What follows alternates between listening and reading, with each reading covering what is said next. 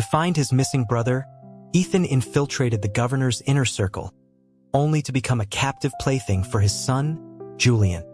He let Julian use him, toy with him, until the day his identity was exposed. Julian wasn't angry.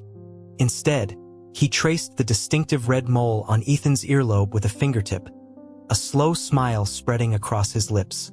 He mused that Ethan's brother had nearly ruined him, and perhaps it was time for the younger sibling to settle that debt. Later, once the debt was supposedly paid, Ethan stared at the silver chain locked around his ankle and finally understood. Julian was utterly, terrifyingly unhinged. Julian lifted Ethan's chin, his voice a low taunt, wondering aloud if Leo would be heartbroken to see his precious little brother crying so beautifully. He remarked on how much Leo adored him, questioning with a theatrical sigh why he hadn't come to the rescue yet. The upward lilt in his tone was the final push that shattered Ethan's composure. Ethan's voice was ragged with tears as he pleaded, asking why Julian insisted on degrading him this way when he knew he was a man. He argued that whatever mistakes Leo had made were his alone. Julian's fingers toyed with the soft lobe of his ear, his words a venomous caress. He agreed that it was entirely unrelated, but the problem, he purred, drawing out the name, was that he'd taken a liking to him. What was he to do about that? He spoke of wanting to spend his nights lost with Ethan, to die in his arms. After a taste of him, he claimed no one else would do. He whispered that Ethan would have to take responsibility. Each word was deliberate, like a snake flicking its tongue. Ethan had miscalculated completely. The reckless heir from the tabloids was no mere playboy. He was a predator. He'd only meant to get a low-level job in the residence, something menial, but a chance encounter had turned him into Julian's latest favorite. His body trembled uncontrollably, but Julian showed no sign of letting him go. Ethan begged Julian to release him, even offering himself as bait to be killed. For a moment, Julian stilled, then his voice returned, laced with amusement.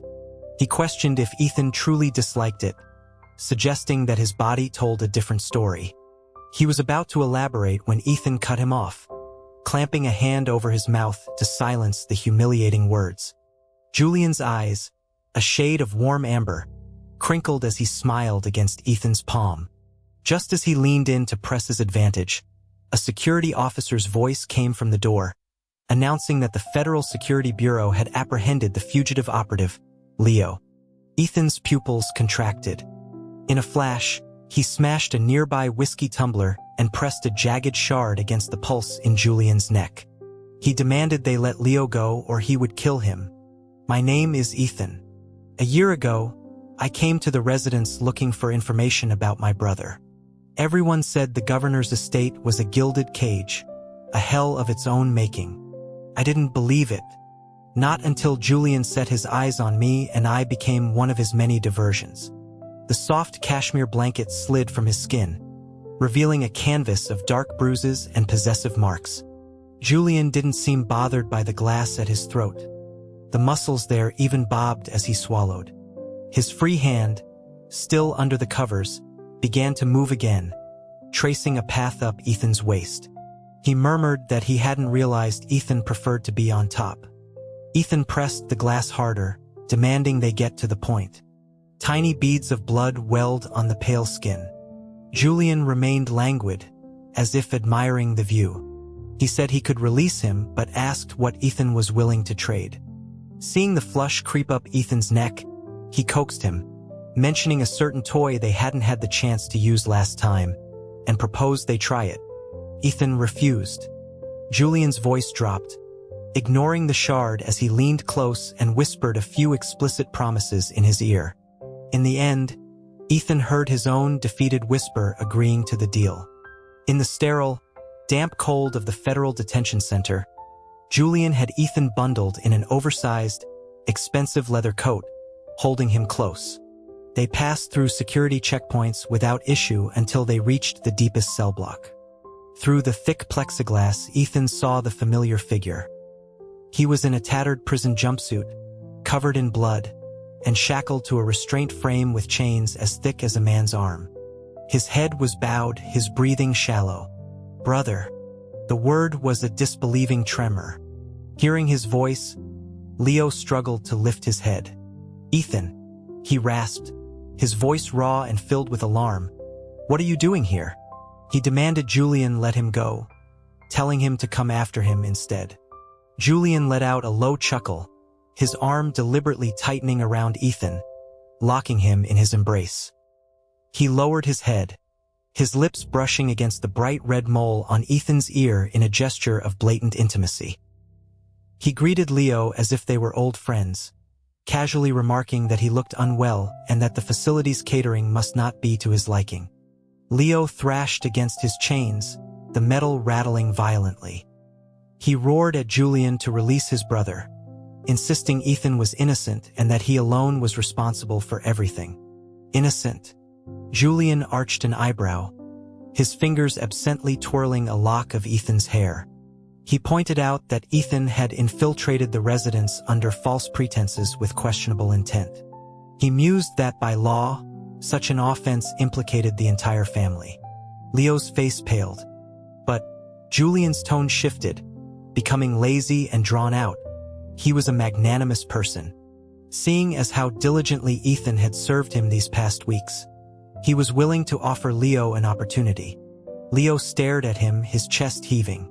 Julian gestured to a nearby guard, saying that if Leo signed the confession admitting to collusion with foreign powers, he could guarantee Ethan's safety for the foreseeable future. He reminded Leo that when he made his choices, there was no going back, and questioned if he had ever thought of Ethan then. He spoke each word slowly, backing Leo into a corner. Leo looked up at Ethan, a bitter smile on his face.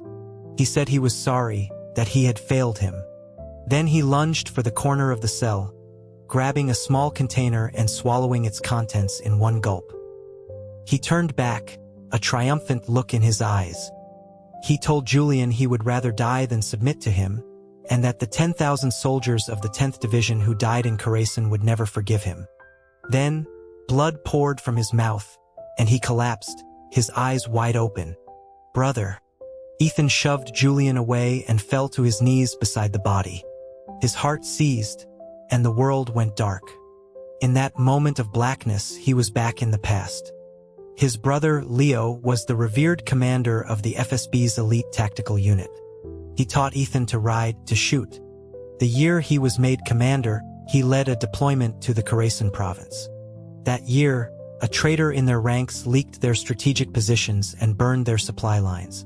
An entire division was wiped out overnight. But Leo survived, and all the blame was placed on him. Ethan knew he wasn't that kind of man. The person who pinned that blame on him was the governor's son, Julian. When he woke again, he was back in Julian's bedroom. Julian was sitting by the bed, reaching out to touch his face. Ethan jerked his head away. "Get out," he snarled. Julian just laughed, forcing his chin up. He reminded Ethan that he wasn't the one who killed him. Ethan's own desperation had. Ethan's voice was a raw whisper. It was the path Leo chose himself. Julian leaned over him, his breath hot against Ethan's ear, and told him that unlike his brother, he had no choice. Ethan drove his knee toward Julian's stomach, but his ankle was caught with ease. Julian's laugh was low as he tore open Ethan's shirt. "So you hate me," he said. "Then you'd better remember this hate." He gripped Ethan's waist, wanting his brother to hear how he cried out beneath him. "You're a monster," Ethan choked out, squeezing his eyes shut, his nails digging into his palms. But Julian wouldn't stop. "Ethan," he commanded, "open your eyes. Look at me." Tears and sweat mingled on his face as he stared into the void, imagining his brother's blood-streaked face. "Julian, I'll kill you." Julian's breath hitched as he kissed the back of his neck. "Fine," he gasped, "I'll be waiting." The night was long. The hate, the desire, both stretched into infinity. For several days, Julian stayed with him every night, finding new ways to humiliate him. He would whisper Leo's name in his ear, demanding a response, watching him break. One night, as a torrential rain beat against the windows, he gripped Ethan's jaw and forced him to repeat after him. asking who he belonged to, if he was staying by his side willingly. Ethan clenched his teeth and refused to speak. Julian let out a cold laugh, grabbed his robe and stood up. It seemed, he commented, that Ethan still hadn't learned his place. The door slammed shut. Ethan curled up on the cold bed, his body aching. Outside, lightning split the sky, just like the night his brother died. He wrapped the torn sheets around himself and staggered out of the room, out of the house. The rain soaked him instantly. He ran aimlessly through the manicured gardens until he collapsed behind a large stone fountain. A smooth voice cut through the rain, asking who was there. Ethan looked up in terror to see a man holding an umbrella.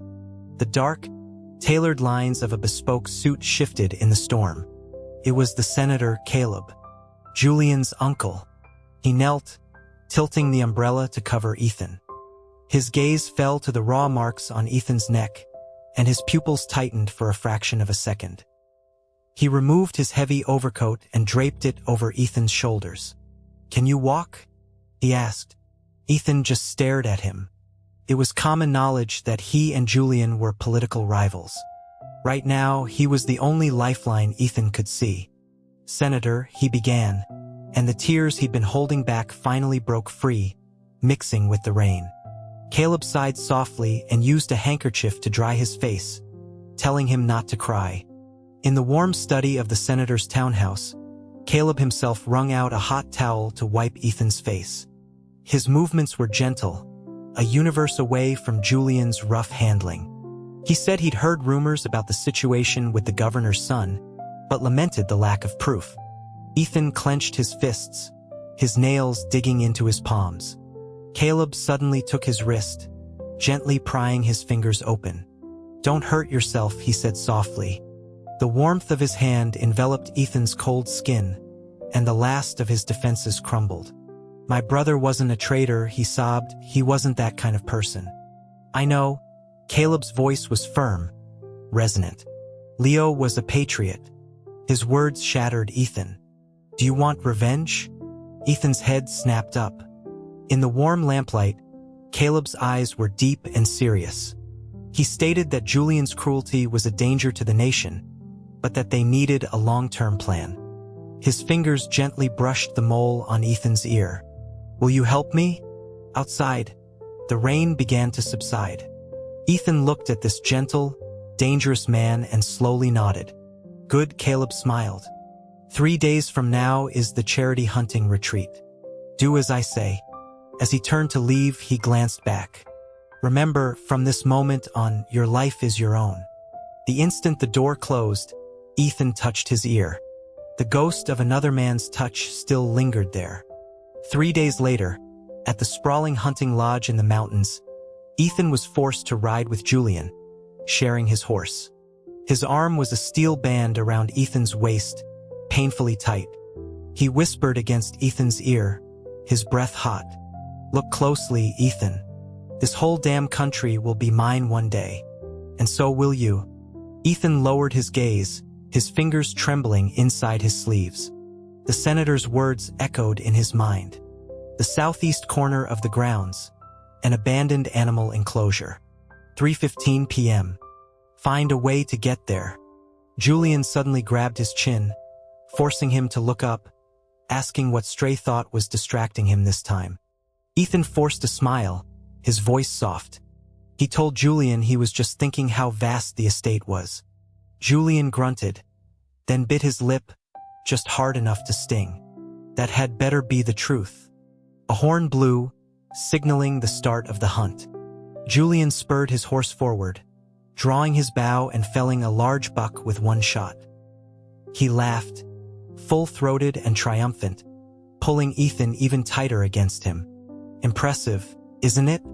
Ethan murmured that his skill was remarkable. Julian, pleased, spurred his horse deeper into the woods. Ethan mentally tracked the time.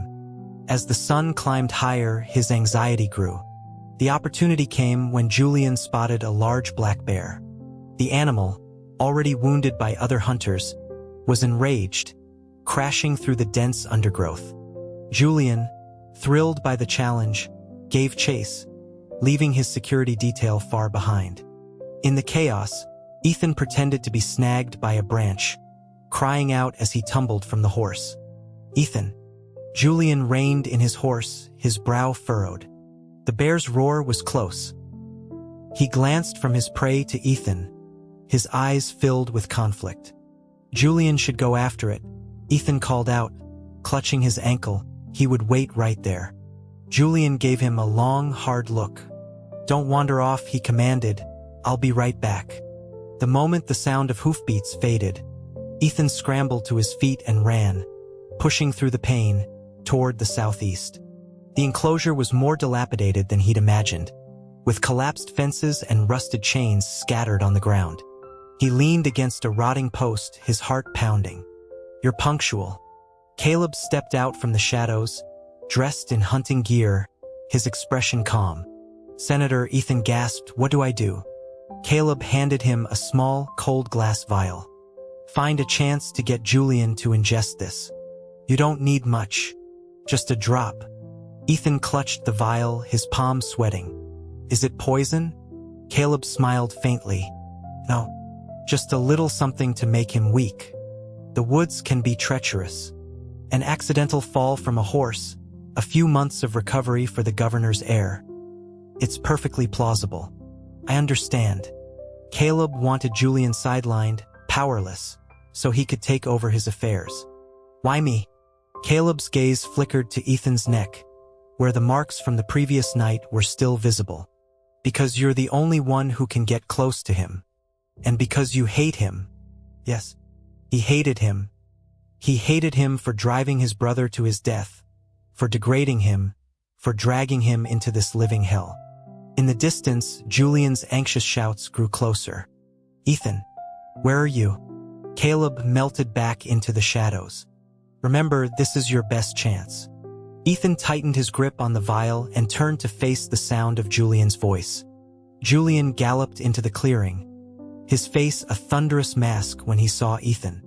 He dismounted, grabbing Ethan's wrist with a grip that felt like it could shatter bone. "Who told you to wander off?" He was in so much pain, his eyes filled with involuntary tears. He stammered that he was afraid the bear would come back and he was trying to find a place to hide. Julian stared at him, his eyes narrowed in suspicion as he looked him up and down, as if checking for injuries. "My ankle hurts," Ethan whimpered, slumping against him, resting his head on his chest to hide his racing heart. Julian's body tensed for a second, then he snorted. "Trouble," he muttered, but the arm that came around him was surprisingly secure. He bent down and lifted Ethan into his arms, carrying him toward the horse. As Julian leaned down to place him on the saddle, Ethan dipped a finger into the vial and swiftly wiped the liquid across Julian's lips. The movement was lightning fast. Julian's head snapped up, his gaze sharp as a knife. "What are you doing?" "There was some dirt on your lip," Ethan said, his voice steady despite his heart threatening to burst from his chest. Julian stared at him, his expression unreadable. Suddenly, he leaned down and crushed his mouth against Ethan's. A bruising, punishing kiss. "You'd better not be lying to me," he breathed as he pulled away, his tongue darting out to lick the corner of his mouth, his eyes full of menace. Ethan held his breath, waiting for the drug to take effect. But Julian swung himself onto the horse behind him, his body as strong and steady as ever. His arm circled Ethan's waist as he grabbed the reins. "We'll settle this when we get back." The horse started moving. Ethan's heart sank. Was the drug fake? Had he been discovered? Just as they were about to leave the dense woods, the horse suddenly shrieked and reared up. A dark shape launched itself from the bushes beside them. It was the injured bear. "Look out!" a guard yelled from a distance. Julian yanked the reins, drawing his weapon in the same motion. As he focused all his attention on the attacking animal, Ethan felt Julian's body sway slightly. Now, feigning terror, Ethan threw himself backward, his elbow slamming hard and seemingly by accident into Julian's chest. Julian grunted, his grip on his weapon faltering for a split second. "Protect the governor's son." The scene exploded into chaos. Arrows flew, the bear roared. In the confusion, both Ethan and Julian were thrown from the horse. Julian instinctively shielded Ethan with his own body, his back hitting the ground hard. Ethan, lying on top of him, looked up and met his eyes. There was no panic in them, only a cold, mocking clarity. Julian's lips moved, forming silent words. He closed his eyes, appearing to lose consciousness. The guards finally brought the bear down with a volley of arrows. They rushed to Julian's side. Ethan sat kneeling in the dirt, staring at his pale face. The vial in his pocket felt like ice against his skin. Caleb emerged from the crowd, his face a mask of concern as he directed the rescue efforts. When his eyes met Ethan's, he smiled. It was a success. With Julian gravely injured, the senator would seize power. He had avenged his brother. But why, as he watched them carry Julian's limp body away, did his heart feel not triumphant, but painfully, terrifyingly empty? As the guards carried him past, a cold hand suddenly shot out and clamped around his wrist. Ethan looked down into Julian's abruptly opened eyes. His voice was a bare whisper, thick with the scent of blood, each word a hammer blow. "Ethan, you're finished." The residence was thick with the smell of antiseptic. Julian leaned against a pile of pillows, a bandage on his chest already showing spots of red. He had dismissed everyone, leaving them alone. "The antidote," he said, holding out his hand, his expression unnervingly calm. Ethan's lips tightened as he handed over the vial. Julian glanced at it before tossing it out the window. "Not that one," he said, his gaze like a razor. "The real one. The one Caleb gave you." A chill went down Ethan's spine. Julian let out a low laugh, which made him cough from the pain. He said that he couldn't believe Ethan thought such a cheap paralytic could actually take him down. It was all just part of the plan. He challenged Ethan to guess what his dear uncle was doing right at that moment. Planting his own people, purging loyalists from the Karasin affair. He told Ethan that the incident in Karasin had Caleb's fingerprints all over it. The words made Ethan's blood run cold. "What are you talking about?" Julian beckoned him closer. "Come here and I'll tell you." Ethan felt rooted to the spot. Julian slowly began to unwrap his bandage, revealing the gruesome wound beneath. "I'm the only one who knows the truth." Blood trickled down his skin, but he paid it no mind. "You can choose Caleb," he said. "You can walk out right now. Or you can choose me, and come stop this bleeding." Ethan stared at the wound, the evidence of his own betrayal. Each step toward the bed felt like walking on broken glass. He finally stopped beside Julian. The moment his fingers touched his feverish skin, his wrist was seized in an iron grip. "Why did you stay?" Julian demanded. Ethan looked down. "I was afraid my Cror would die," he mumbled. Julian's laugh was a low rumble of pain and amusement. He pulled Ethan down onto the bed, rolling over to pin him. His breath was hot. "Funny," he said, "I couldn't bear to lose this debt either." "Julian, you're injured." "I'm not dying." He bit the lobe of Ethan's ear, worrying the small mole. He suggested they think about how Ethan could work off his debt to his Cror instead. Faintly, from outside, came the sound of armor clashing. Julian's smile was predatory as he whispered against Ethan's lips. "Sounds like your backup has arrived." The doors burst open. Caleb stood there, blade in hand, his suit splattered with blood. Behind him, armed security flooded the hall. He announced that he was there to secure the governor's son, who had been gravely injured in an assassination attempt. It was a transparent lie, a pretext to seize control. Julian leisurely pulled a silk sheet over Ethan, sitting up, bare-chested, the wound on full display. "Uncle, you've worked so hard," he said with a smirk. "But the assassin has already been dealt with." Caleb's eyes narrowed. "What do you mean?" Julian toyed with Ethan's hair under the sheet. "I mean, you're too late, Uncle." He clapped his hands 3 times. More guards poured into the room, their weapons aimed directly at Caleb. He declared Senator Caleb a conspirator in treason and attempted assassination, and ordered him taken into custody. The situation had flipped in an instant. Caleb's face was ashen as he stared at Ethan. "You betrayed me." Before Ethan could speak, Julian grabbed his chin, turned his face, and kissed him in front of everyone. It was a brutal, possessive kiss, tasting of blood and victory. "Do you see now, Uncle?" he gasped, breaking away, his thumb wiping Ethan's swollen lips. "Ethan belongs to me. You misplayed your very first move." As Caleb was dragged away, he looked back at Ethan one last time, his expression a complex mix of disappointment and understanding, before it settled into a cold, dead emptiness. The doors closed again.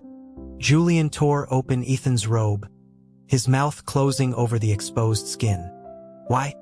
Ethan asked, his voice hoarse.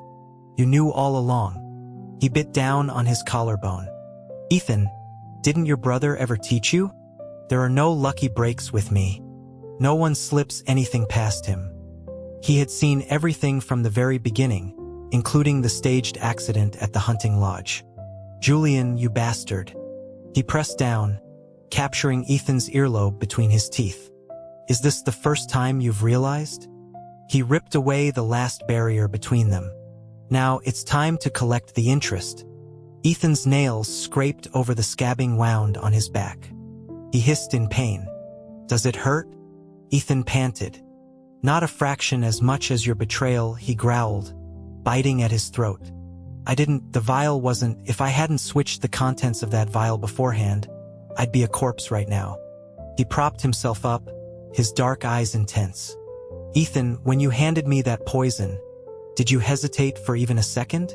Ethan froze. That's what had enraged him.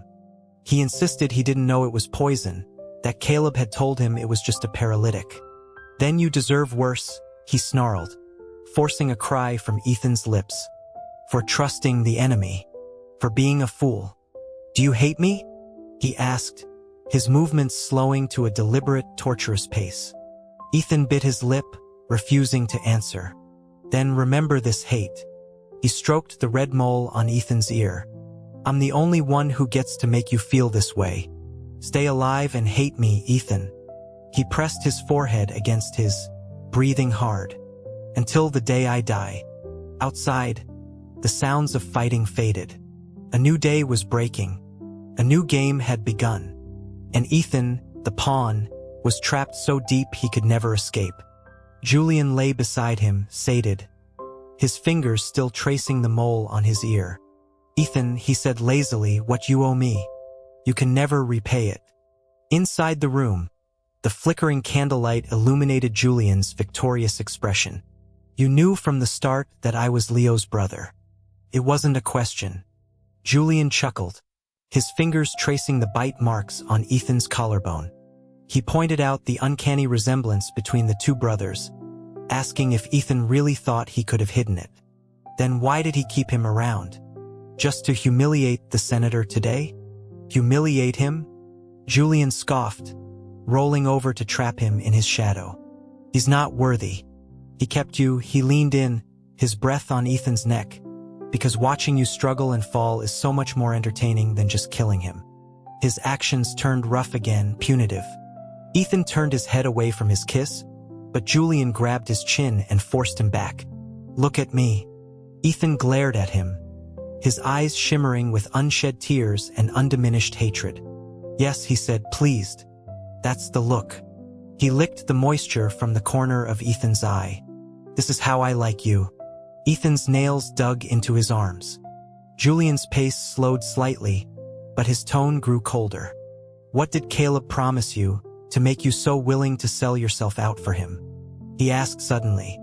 "To clear my brother's name." Ethan's voice trembled. "Fool. Caleb can't even save himself. How could he clear anyone's name? Then can you?" Ethan looked up at him. Julian met his gaze, his dark eyes unreadable. "Leo is a traitor. The case is closed." Ethan's heart sank. However, Julian continued, his fingers tracing Ethan's eyebrows. "If you're a good boy, and you please me, Maybe I'll grant him the dignity of a proper reburial one day. It wasn't what Ethan wanted, but it was the only straw he could grasp. Thank you, Your Excellency. Thanks? Julian raised an eyebrow. How will you thank me? With Caleb detained, his network dismantled, the political landscape shifted dramatically. The governor's power became absolute. Ethan was effectively under house arrest in Julian's suite, his world shrinking to the space within Julian's line of sight. At night, Julian held him, his hand stroking his back absently, like he was soothing a pet. He informed him that there would be a victory gala for the hunt tomorrow, and that Ethan would accompany him. In what capacity? Ethan asked. As his boy toy, or as a traitor's kin? Julian laughed softly, biting his earlobe. As the one who owns my heart, of course. Ethan countered that Julian was probably just afraid of leaving him alone at the residence while Caleb's allies were still at large. Clever, Julian admitted freely. Keeping you where I can see you is safest. He rolled on top of him, his eyes darkening. Besides, he added, I can't stand to be away from my Ethan for even a moment. The gala was held in the grand ballroom of a downtown hotel. Amidst the music and laughter, Julian had Ethan seated beside him at the head table, their intimacy on full display for all to see. He poured Ethan a glass of champagne himself, holding it to his lips. Taste it. With hundreds of eyes on them, Ethan was forced to drink. The bubbles stung his throat. Someone from a nearby table called out a sycophantic compliment about how favored Mr. Ethan was. Julian simply smiled, playing with Ethan's fingers. Across the room, Ethan felt an intense stare. He looked up and met the eyes of a military officer, a man with a pained expression. He recognized him, General Wang, one of his brother's former subordinates. The man's lips moved, silently forming a single word. Traitor. Ethan's heart constricted. He tried to pull his hand away, but Julian's grip tightened. What is it? Julian asked, his tone concerned but his eyes sharp. Nothing. Julian followed his gaze and saw the general. A knowing smile touched his lips. General Wang, he called out, his voice cutting through the din. The room fell silent. Does my companion look familiar to you? The general's face went white. He stood and gave a stiff salute, saying he wouldn't presume. Wouldn't or won't? Julian's tone turned icy. He declared that Leo was a traitor whose crimes deserved death, but that his brother Ethan, seeing the light, had renounced his family and dedicated himself to serving the state. This was, he announced, an act of redemption. He then asked if General Wang had any objections. Every word was a knife, not just for the general, but for Ethan, pinning him to a pillar of public shame. A vein throbbed in the general's temple, but he could only bow his head and state he had no objection. Excellent. Julian leaned back, his arms circling Ethan's waist as he planted a kiss on his cheek for all to see. Ethan, he said, propose a toast to the general. Thank him for his understanding. The champagne flute, heavy as lead, was pressed into his hand. He lifted it, looking at the general's eyes, which were filled with a mixture of suppressed rage and contempt. His hand trembled.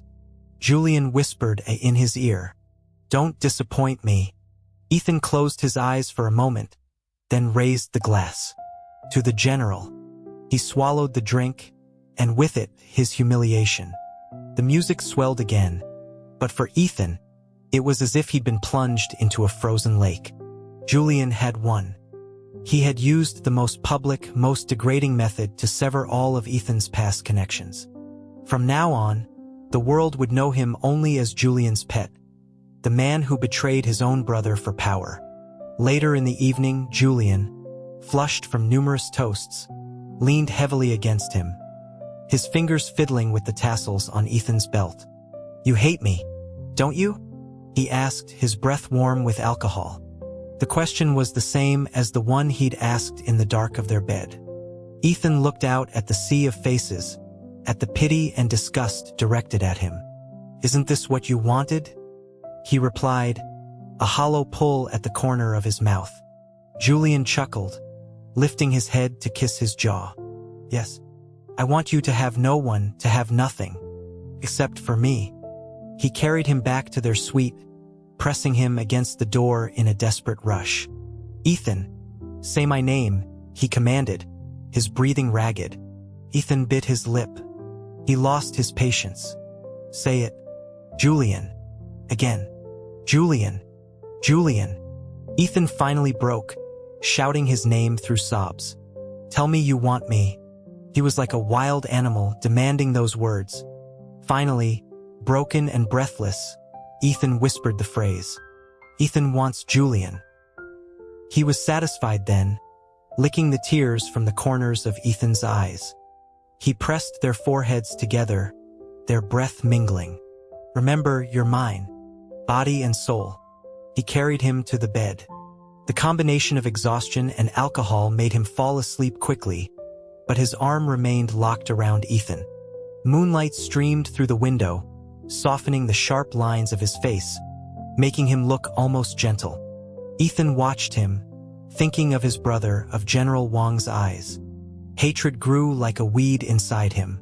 But deep beneath the hate, something else was quietly taking root.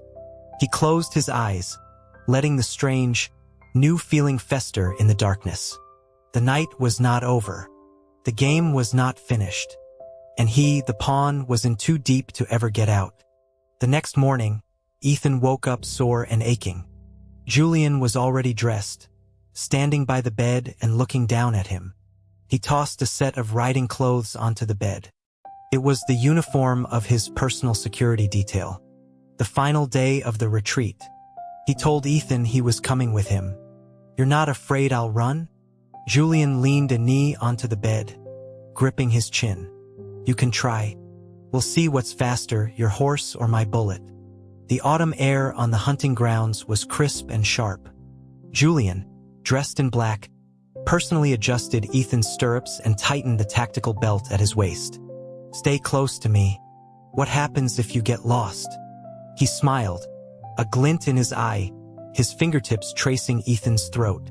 Then I'll have to chain you to my bed for 3 days straight. The horn blew. Horses surged forward. Ethan stayed right behind him, watching his powerful silhouette as he aimed at geese overhead. He spotted a white fox to their left and called out, pointing. Julian changed course, riding alongside him. An arrow flew, but it just grazed the fox's tail. A shame, Ethan sighed. Not at all. Julian suddenly snatched the bow from his hands and fired 3 arrows in quick succession. The white fox dropped, along with 2 rabbits that had been hidden in the brush. The guards cheered. Julian tossed the bow back, his expression arrogant. Now that, he said, is hunting. On the way back, they took a wrong turn into a secluded valley. Julian abruptly stopped, pulling Ethan from his horse. What are we doing? He wrapped an arm around Ethan's waist, a wicked grin on his face. What do you think we can do out here in the middle of nowhere? The valley was silent except for the rustle of their clothes. Ethan tried to knee him, but Julian twisted his arm behind his back. Let me go. Beg me. In your dreams. He laughed, his teeth tugging at the collar of his shirt. Then we'll wait. Let's see who gives in first. The sensation on his neck was too much. Ethan let out a soft cry. Julian's fingers paused on a dark mark there. I made this last night. Don't you know your own limits? Ethan complained under his breath that he was too rough. He thought Julian would mock him, but instead he whispered softly in his ear. I know. I'll be gentler from now on. Ethan looked at him, a strange flutter in his chest. That night, by the roaring bonfire, Julian publicly draped the pelt of the white fox over Ethan's shoulders. A gift for you. In front of everyone, this blatant display of affection was scandalous. Ethan reached up to pull it off, but Julian caught his wrist. If you don't want it, I'll burn it. His thumb stroked the pulse point on Ethan's wrist. Or do I have to put it on you myself? At that, Ethan quickly pulled the coat tight around himself. Julian, satisfied, offered him a flask of whiskey. Ethan turned his head, refusing. Julian drank from it himself, then suddenly seized the back of his neck and kissed him, forcing the liquor into his mouth. It was sharp and potent, mixed with the taste of him. The entire party went silent, save for the crackling fire. Everyone looked down, pretending to be busy with their food and drink. Ethan gasped for air, wiping his mouth. "You're insane." "Yes," Julian licked the whiskey from his own lips. "And I bite foxes that won't be tamed." That night was worse.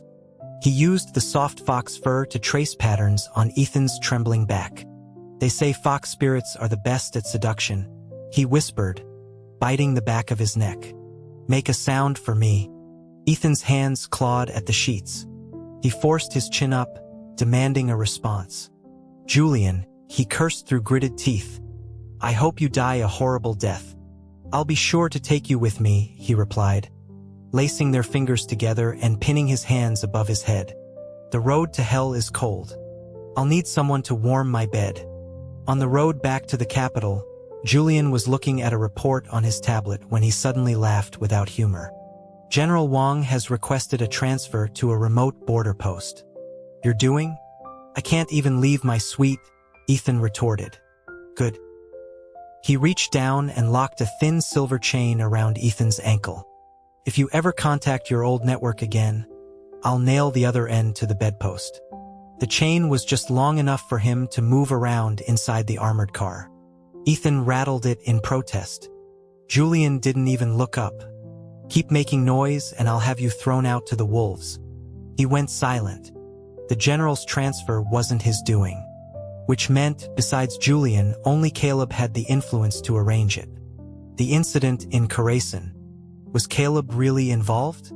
If he was the mastermind, did that mean Ethan had hated the wrong person? He couldn't bear to think about it. As they entered the city, a sudden downpour began. Julian carried him from the car, his own coat wrapped tightly around him. Ethan rested his head on his shoulder, staring at his profile. He couldn't figure Julian out. It felt like Julian was deliberately making him hate him, deliberately keeping him close, deliberately giving him opportunities to strike, even letting him almost succeed. But why? Before he could process it, a security agent ran up to the car. "Sir, the senator's been attacked. He's in a coma." Julian just smirked. A desperate move. That night, for the first time, Julian didn't touch him. They just lay there, tangled together. He curled a lock of Ethan's hair around his finger, an uncharacteristic tenderness in his touch. "Ethan, do you still hate me?" he asked. His voice was muffled against Julian's chest. "The Khorasan incident. It had nothing to do with you, did it?" Or maybe he thought Julian had been set up too, caught in Caleb's trap. Julian chuckled softly. "My Ethan is so smart.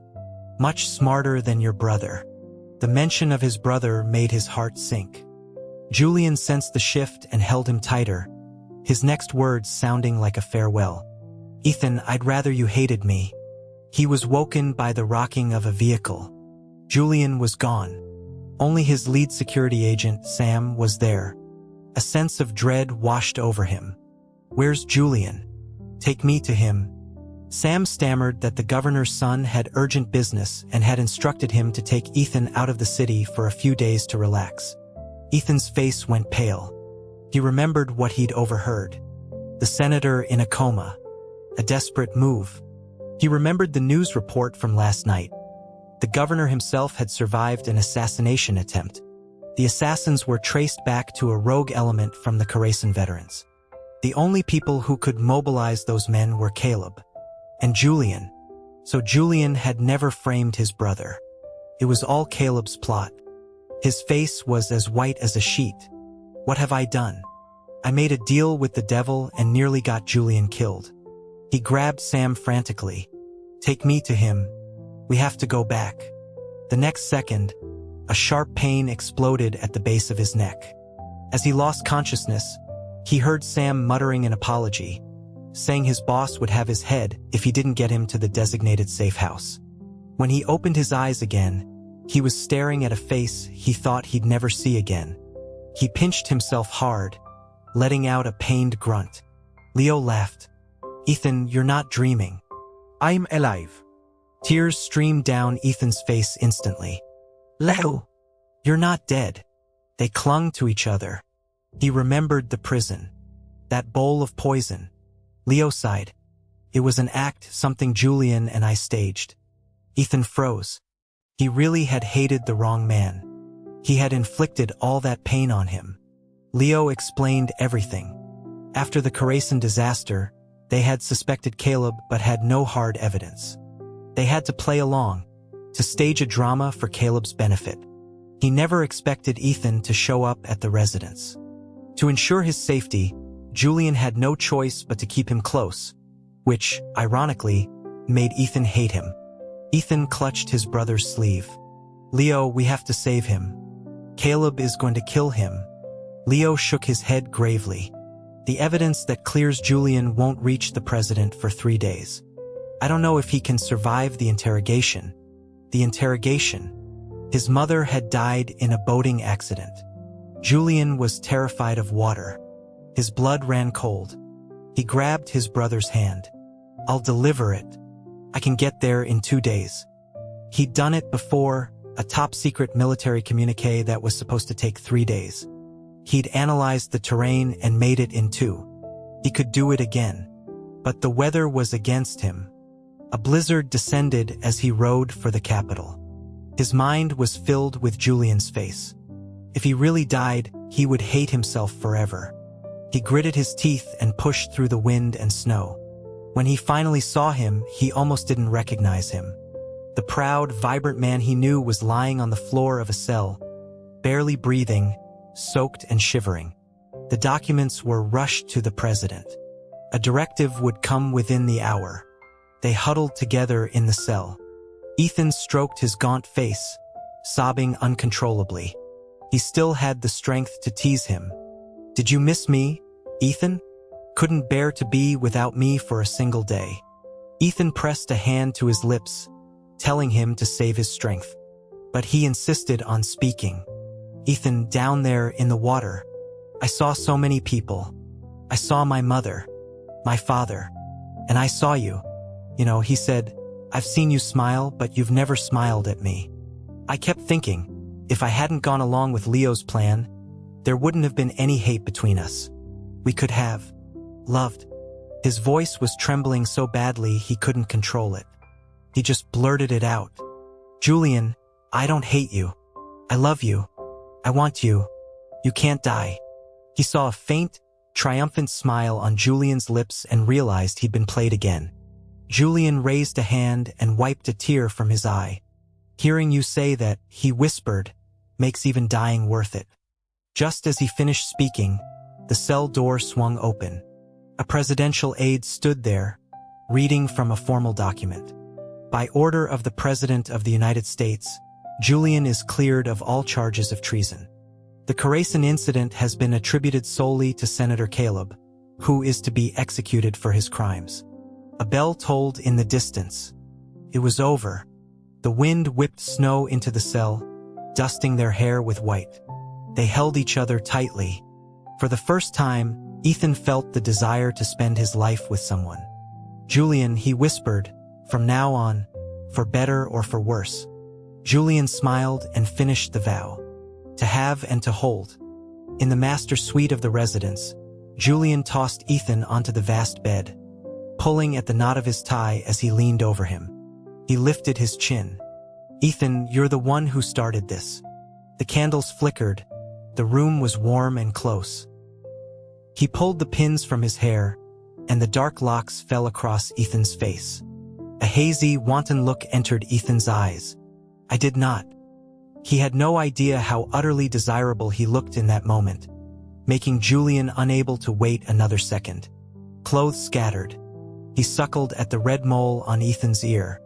Ethan arched his back, gasping, his leg brushing against Julian's tense waist. Don't move, Julian growled, a bead of sweat falling onto Ethan's neck. Ethan pushed against him deliberately. Not a chance. His eyes darkened. He leaned down and bit open the sash of his silk robe. A jade button clattered to the floor. His thumb brushed away the moisture at the corner of Ethan's eye. If it hurts, bite me. Instead, Ethan wrapped his arms tighter around him. Faster. The candlelight danced. In the rhythm of their bodies, Julian kissed the pulse in his throat. Say my name. Julian. As dawn broke, they were still entwined. Outside, a commotion grew. Another year, another spring. The 10th Division had returned from their latest deployment, victorious. Leo was leading a group of them, drunkenly demanding Julian come down for a celebratory drink. We should go, Ethan pushed at him. But Julian just pulled the covers over both of them, closing his eyes in the warm morning light. Let them wait. You monster. Woof.